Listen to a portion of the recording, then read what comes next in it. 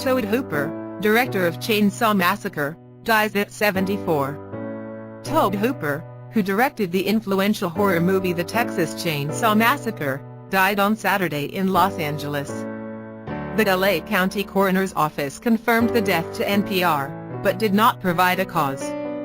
Hooper was a little-known, barely funded filmmaker when he made the movie that echoed through the horror genre for years to come. In 2004, Texas Monthly magazine reported on the movie's improbable production and lasting financial woes.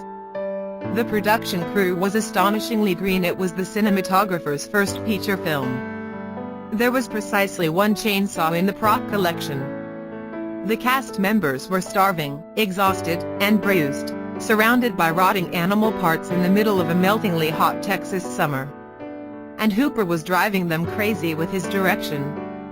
There's reason to believe that Hooper was manipulating many of the details, to an almost obsessive degree, the magazine wrote. He wanted the actors to